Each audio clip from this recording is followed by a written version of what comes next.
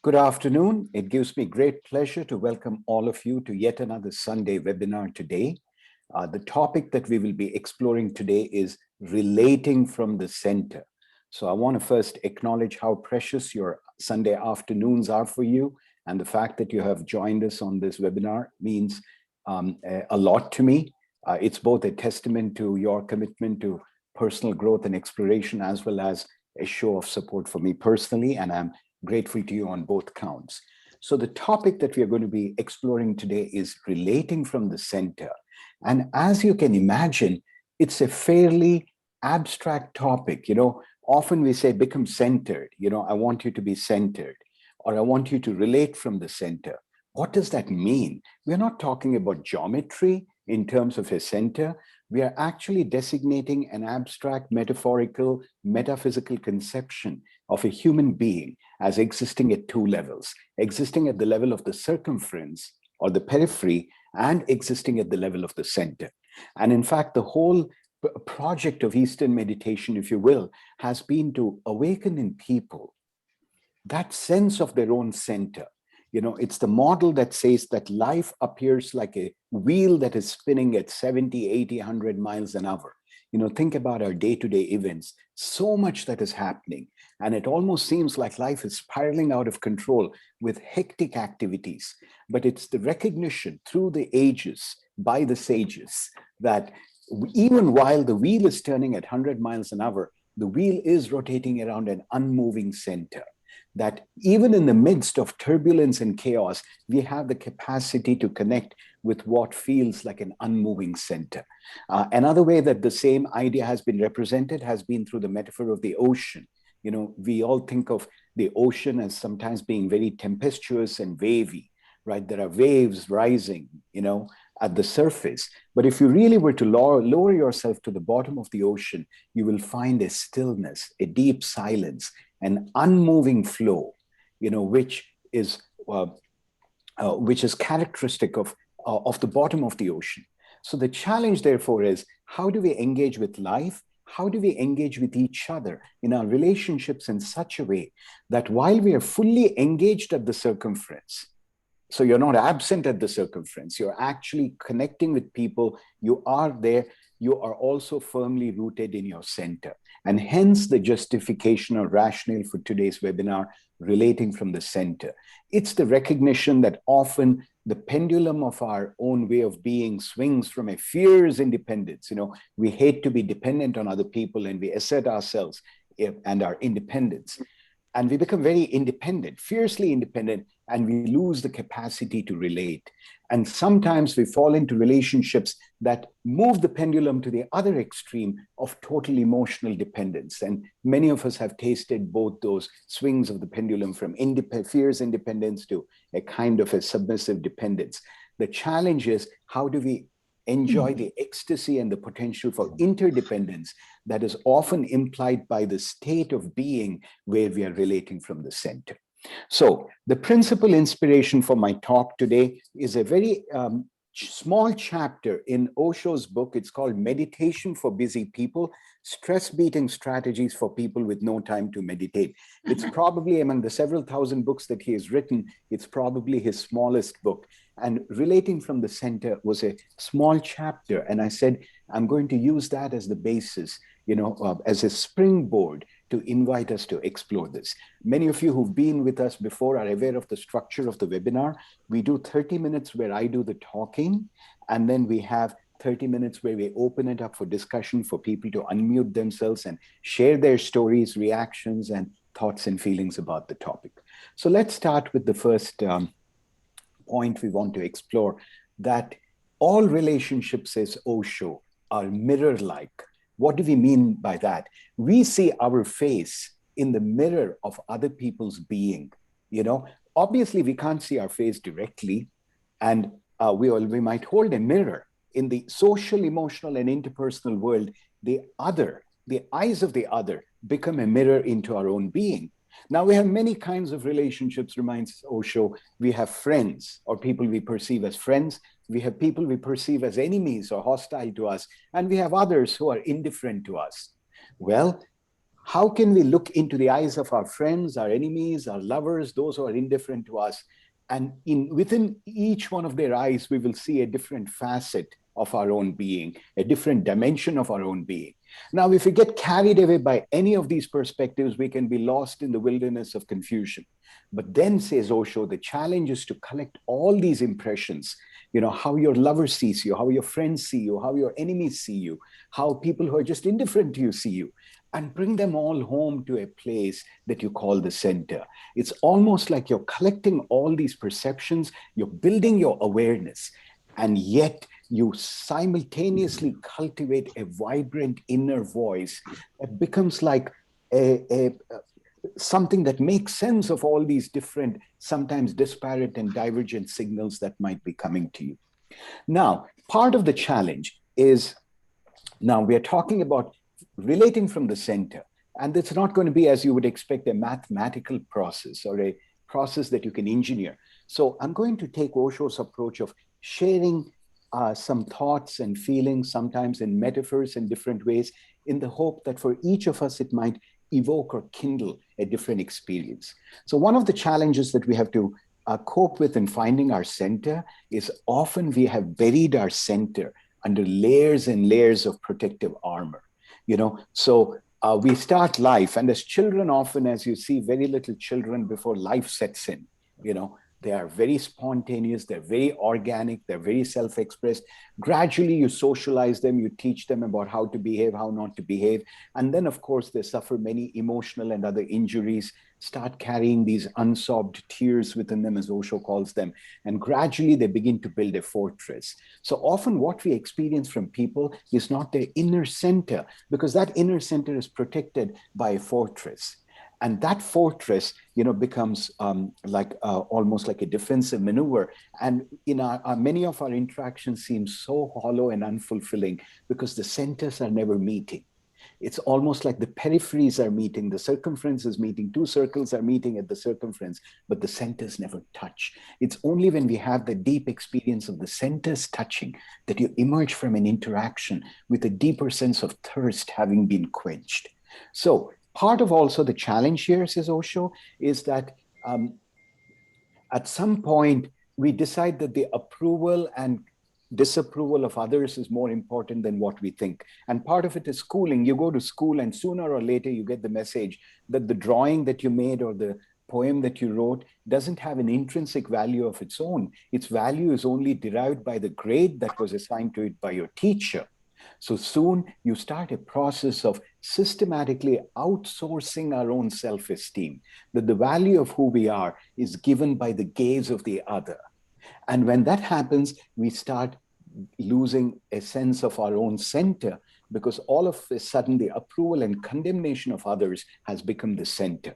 And this is where Eastern spirituality and Western sociology come together in David Riesman's conception of the lonely crowd. And he talks about how historically, in American society at least, and his observations were limited to that, we went from a tradition-directed personality to an inner-directed personality to an outer-directed personality. The outer-directed personality for him is given by the individual who's lost in mass society, who values himself or herself through the eyes of the peers, and who looks for appropriate cues on how to be, not on tradition, not on his own socialization, but on the reactions of the peers. And in this era of social media, you can see that David Riesman's words may actually be resonating with an especially contemporary and relevant note.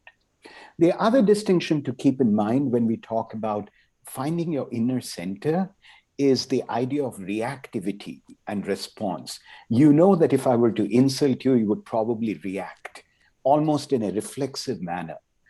Finding your own center, when we have found our own center, it's almost like the barbs and the brickbats that might be intentionally or unintentionally coming our way don't seem to have the same impact. If somebody insults you, you don't lose your center. You don't become excessively reactive and hit back. You're able to view it or hear it from a sense of perspective. So someone who's centered is not reactive. They have the capacity to respond. Another distinction is between reactionaries and revolutionaries. Osho talks about people who are conformists and non-conformists. Conformists follow the rules very meticulously and diligently. And rebellious people or non-conformists rebel against the rules. But to Osho, in terms of consciousness, both are just two sides of the same coin, because both the conformist and the non-conformist have not found their center. They are responding to the rules that are outside. The conformist is becoming subservient to the rules, whereas the non-conformist is reacting against the rules. What's common to both the situation is a kind of reactivity to the rules, whether it's of subservience or of disobedience. And therefore, when we come to discovering our center, we are not driven by either conformity or non-conformity to the rules. We have started growing our own rules as if, but they're not even rules, our own consciousness and awareness. It's the state of a person who is compassionate, not because there's a religious precept that has told him to love his neighbor, not because there's an external injunction asking him to tell the truth, because that would not really be an awakening of the consciousness. If I tell the truth because I feel God is watching and he will punish me because I'm lying, am I just responding to fear, or have I really come to the state of truthfulness? So we are talking about an evolution of consciousness where compassion, love, truth-telling are not obedience to an external precept, but the result of an organic process of growing those within. So that brings us to the point of what's the role of society. And it's fascinating, all the way from psychoanalysts like Otto Rank to others. We've talked about how society is something that has to be followed first. As a child, you're socialized into the norms and you become somebody who obediently and respectfully follows society. But then you evolve to a point where you transcend society. Now, transcend society is different from rebelling against society. You're neither a conformist nor a non-conformist. You have transcended. Now, Osho pointed out a very beautiful fact today that I had never really looked at. He says, when you're in the womb of your mother, you're all alone in one sense, right? You're just by yourself. Your consciousness obviously is affected by a number of prenatal and other environmental factors, but you have the experience of being alone. And look at the other point. At the other end, when you die alone. So it's almost like when you're born in the womb, you're alone, and then you die alone. But between these two alonenesses, you are thrown into a whirlwind of many interactions. You exist in a highly socially constructed reality and social spaces. But then, says Osho, that if you have to find your own center, you can't afford to be lost in the social world. When you're amidst people, you have to find those oases, if you will, have the capacity to be alone, even when you're with people. Now, remember the distinction that he has made and others have made between loneliness and aloneness. Aloneness is a celebration of your own space. Loneliness is a deficit state where you're feeling the lack of another. But if you're relaxing in a celebration of your own self, of your own consciousness, you close your eyes and you go beyond society. You're no longer controlled by society. When you close your eyes, you're experiencing the vastness of your own inner sky. And in that inner sky, a word like aloneness doesn't even carry any meaning. It's just the sky. A Sufi story that Osho invokes when talking about relating to your own center is the very famous story that many of you would have heard. And when I start telling it, you might find a surge of impatience saying, I've heard the story and do I have to waste the next 3 minutes listening to Param telling it? Well, it is uniquely impactful when it's recited with an Indian accent. So please bear through this experience, okay? So it is the Sufi story of the father and the son and the donkey. They're walking through a village, and the father and son are walking on either side of the donkey. They come upon a group of people who start laughing at them, saying, you have a donkey that's able and fit. One of you should be riding it. What's the sense in making the donkey walk and both of you walking on either side of it? So people start laughing. So the father and son decide, you know what, this isn't right. Let the child sit on the donkey. So the child sits on the donkey and they're walking. They come upon the next village where a group of people burst into rampant seizures of hysterical laughter. They say, how stupid and unjust.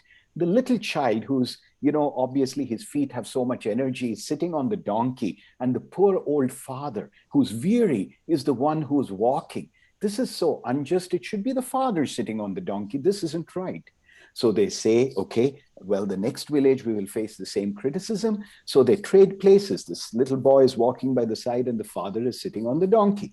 As they come upon the next village, as you might anticipate, a group of people start laughing and mocking them, saying how unjust that the little boy is walking and the old man is sitting on the donkey. Should not the father have some concern for his poor little feet and how stressful it must be? So they decide, you know what? Let's neither of us travel on the donkey. Let us both carry the donkey. So by the time they come to the next village, these two, the father and the son, are carrying the donkey on the head. And you can only imagine how funny people find that, and they start laughing again. And the story goes that in the process, they'll actually drop the donkey into the river and it dies. And it's a Sufi story, and it's been alleged that the father was actually a Sufi master. And the child was not a child. It's a parable intended to evoke the dynamic interaction between the master and the disciple. The master was trying to show the disciple, if you give too much weightage to the opinions of other people, you will die. The donkey will die. Everybody has their opinion. And how many of us have encountered this? The moment you start doing something, and especially if you start doing something good that makes a real contribution, you will see tongues wagging. You'll fear and hear criticism from multiple corners, especially if it's going against the grain of common sense and public opinion. So Osho talks about how we have to recognize that our mother will say something, our father will say something, our children will tell us something else, the brothers will tell us something else. Everybody is pulling us in a different direction. And listening to others, we lose our center. So when we become centered, we come to a crystallization of who we are. Excuse me, so that we become our own powerful presence in a way that others cannot pull us in multiple directions. And he talks about people like Buddha or Jesus Christ, depending upon whether you're from the East and the West and which iconic figure rocks your boat more. These are people who became such a centered and crystallized presence that nobody could pull them this way or that way. Now, that is different from a kind of rigidity. So Osho then talks about the challenge of becoming natural and very loose and being centered. Because if you just become very natural and loose and flexible, anybody could pull you in any direction, and whichever way the wind blows, you will be drawn into that direction. I know of people who go from master to master. They have 5 masters that they're following at the same time. And often these masters are in fundamental contradiction of each other. And every day the person wakes up and tells you a different thing about what they believe in, because they have lost their soul in that sense. I know of another person who every 2 years goes and joins a different group of people and becomes one of them completely. When they're in an Indian temple, they become like the Vedic pujaris. When they're with, let's say, the Mexican farmers, they become the Mexican farmer. And it's a great anthropological journey through life. But in taking on the external world so deeply, is it possible really to have a coherent sense of self for who you are? And therefore, Osho talks about the seesaw, where you maintain your naturalness and looseness, so you're always agile and nimble, willing to be adventurous and experimental. But you're doing so from a centered place where you know who you are, you know what is home. So each of your pilgrimages is an excursion into the unknown. It's an adventure.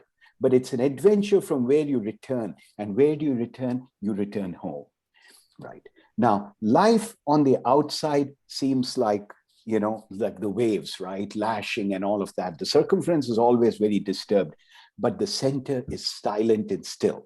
Now, we all know that we're in the midst of a cyclone or a upheaval. It's very hard to feel centered because you're somehow living at the periphery where all the turbulence is. How do you then connect with the center? Perhaps one way in which you can do it is through a simple technique. In that simple technique, you just draw a circle and you map out all those times that you remember in your life where you were at the circumference, where there was a cyclone, where there was a tempestuous waves, where there was utter chaos. You map out the 10 crises that you have lived through on the circumference and notice that at this point in time, You're not a part of them. When you were a part of them, life seemed like hell. But right now, you're in a place where you're just a witness to all that you had been through. You're an observer. In other words, you are now standing in the middle of the circle as you look around at the 10 or 15 different events, where you had experienced such deep levels of chaos.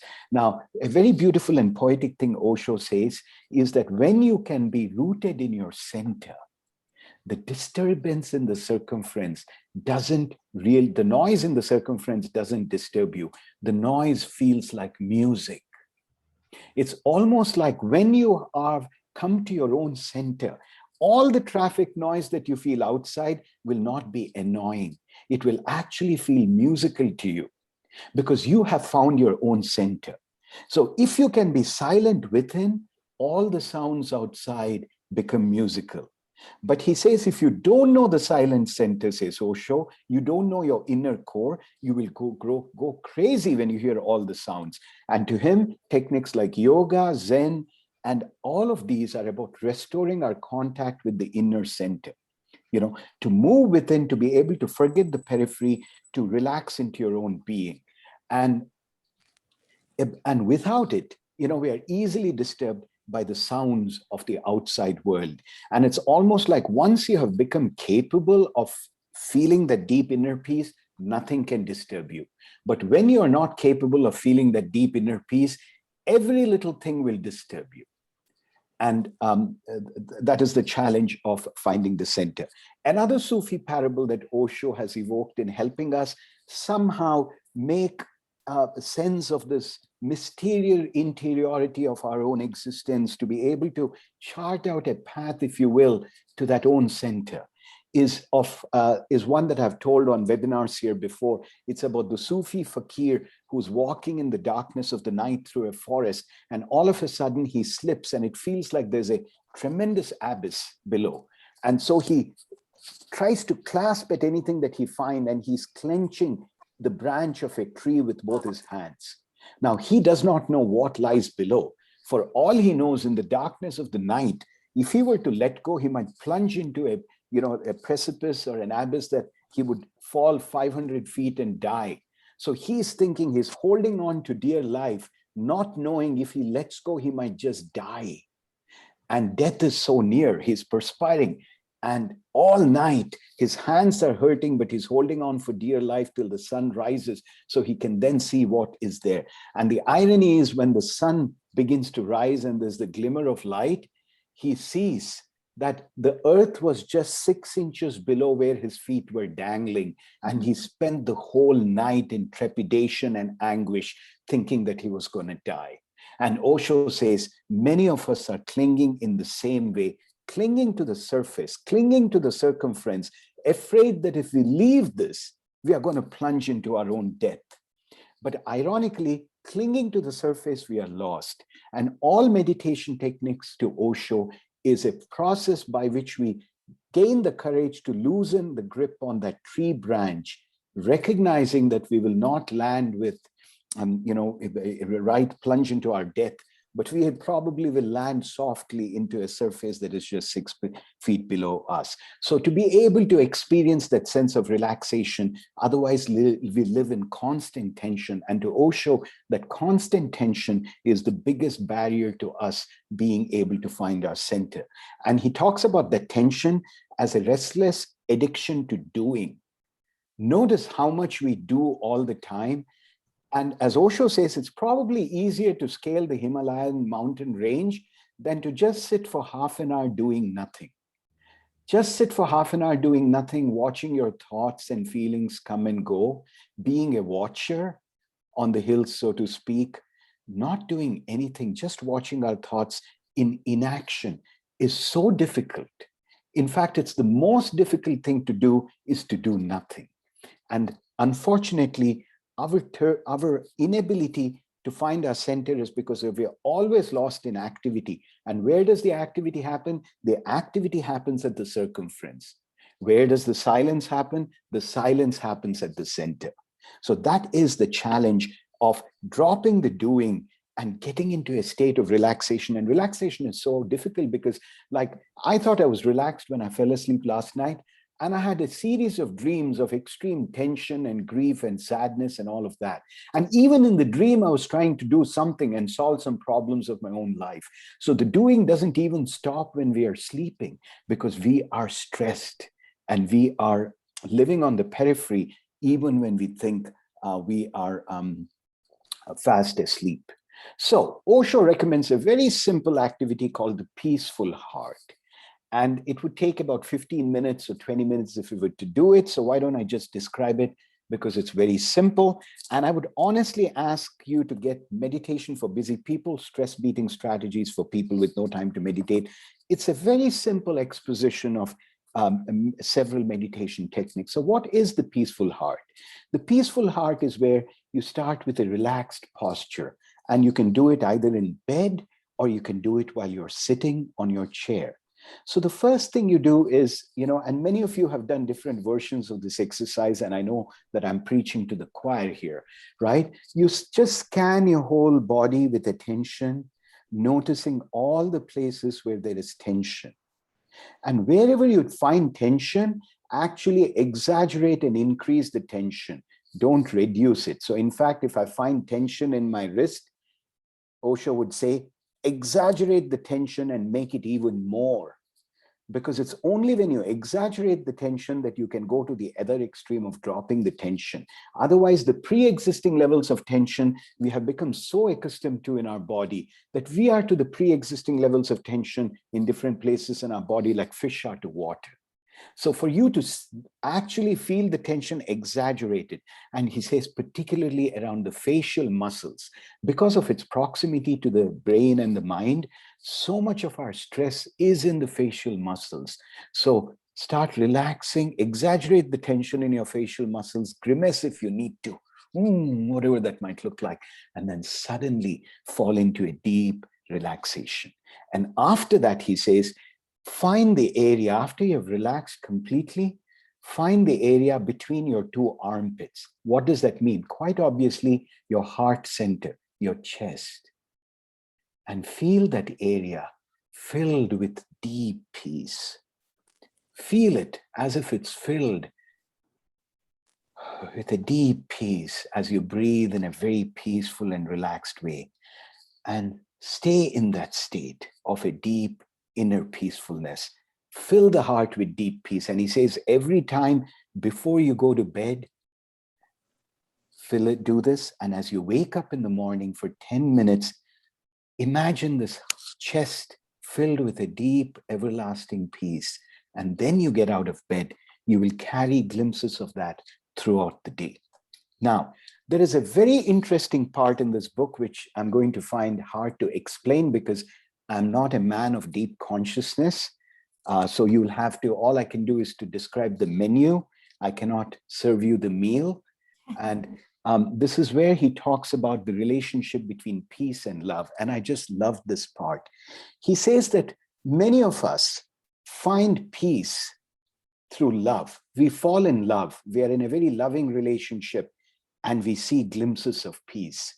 And he says it is possible for love to bring you to peace. Many of us have known beautiful, enchanting moments of a deep peace and bliss that we have enjoyed with the other. But he says, when you come to peace through love, when peace has come as a shadow of love, it is a very fragile peace. How many of us have experienced quite brutally in life the fragility of the peace that comes in romantic love? It is highly fragile. It is easily disturbed. A glance from the other, a word from the other, a small argument erupts, and all of a sudden, your peace is transformed or morphs into its exact opposite, into tension and conflict, because your peace is dependent on the other and the participation of the other. So you will feel deep glimpses of love that happen, of peace that happen through the path of love. But Osho says, if you want a more enduring peace, there is another way to go about it. He says, get rooted in your own peace, in finding the deep peace within. And then let love come as a shadow of that peace. It's almost like in one case, you fall in love, and in the midst of the ecstasy of love and the agony of relationships, you find peace. And that peace is often a small segment of time between two conflicts. It's like the peace that exists between two wars. It's not really peace, it's just the time between two wars. Whereas a peace that he talks about, if you find that inner peace within, says Osho, then a love will emerge from that. Often that love will have a divine quality to it. It will not be a love that has arisen out of possessiveness, upon domination, upon controlling the other. It is not based on demands. It is almost like love, like a fragrance. Remember, we make the distinction that Osho makes so eloquently between love as a relationship in which I say, I love you, versus love as a state of being, like a rose that is exuding love as a state of fragrance. So when you come to peace, a deep inner peace within, and then love comes as a shadow of peace, it is a much deeper and more lasting love. Because otherwise, one of the things that happens to us, he says, is if you take the first route, you take the path of love and relationships, and then you're looking for peace through relationship, here's what happens. When you're in love, you will suffer the lack of peace, because relationships are turbulent, especially the ordinary way in which we approach them. And so if you love, you will suffer from the presence of love. The presence of love itself is a painful experience in the way in which the politics and domination of ordinary relationships go. And if you don't love, you will feel the absence of love. And that is why you get into this conundrum like some of us have fallen into. When we are married, we say, oh my God, it feels so happy, and it would be so nice to be divorced and to be on our own. And when divorced, we say, oh my God, this sucks. I wish I was married again. And that is, the dilemma that Osho talks about, that our whole life goes, we are A, but we want to be B. And when you're B, you say, oh, we want to be A.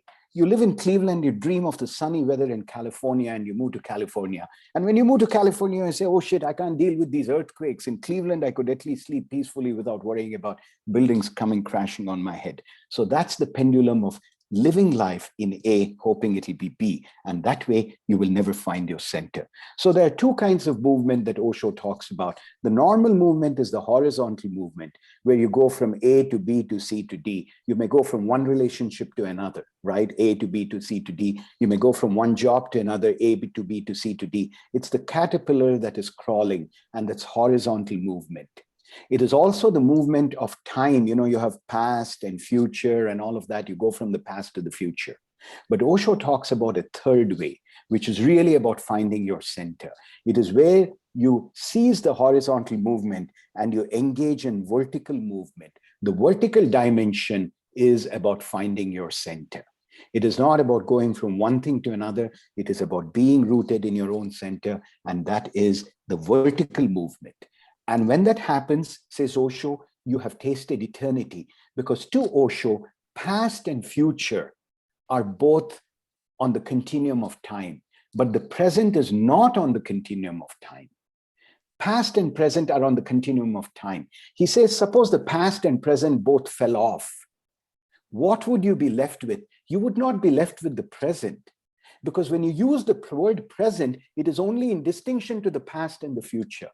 So the mystic drops the past and the future, and all he or she is left with is this, whatever this is. And this is the eternal. This is the everlasting, where past and present have disappeared. And that's yet another way to be able to find your center. So I want to stop and say I have exceeded my 30 minutes. I've spoken for 35 minutes. And I want to end the presentation at this time. This is the time where I stop the recording. As those of you who've been with us on previous sessions are acutely aware, you're welcome to leave at any time, of course, and that goes without saying, but particularly this is a point of punctuation where if you feel that you didn't have the time, you're welcome to exit the Zoom call. But if you'd like to stay with us, and I hope some of you will volunteer to stay with us for the remaining 25 minutes, we create an open space, an open forum where we share anything that arises. It's not a logically, carefully facilitated, orchestrated space. It's free association of whatever shows up for us, thoughts, feelings, experiences for us to share and learn from each other. I'd love it if you could stay a little longer. Once again, no pressure, but this is where we go from being a webinar to being a community. So if you are not embarrassed to have your cameras on, we would love for you to turn your cameras on so that we can have some measure of face-to-face contact. You know, as we said, finding your center is a matter of seeing yourself in the eyes of the other. So maybe if we all turn our cameras on, each one of us can find our centers just a little bit faster. Once again, for those of you who may be leaving, I want to thank you from the bottom of my heart for joining me here. The format that we have is 2 weekends from now, we will be getting together where there will be no presentation. I will not be making a presentation. We have morphed into what we call an R&D family, research and development family, where people will share their challenges and their struggles, and the whole group participates in a spirit of R&D, you know, trying to come up with different ways of relating. So the next forum, which will be there 2 Sundays from now, will be an entirely participatory event with no pontification by Param. On that note, I will be ending the recording at this point, and the microphones can be opened to unmute yourself and turn on your cameras. And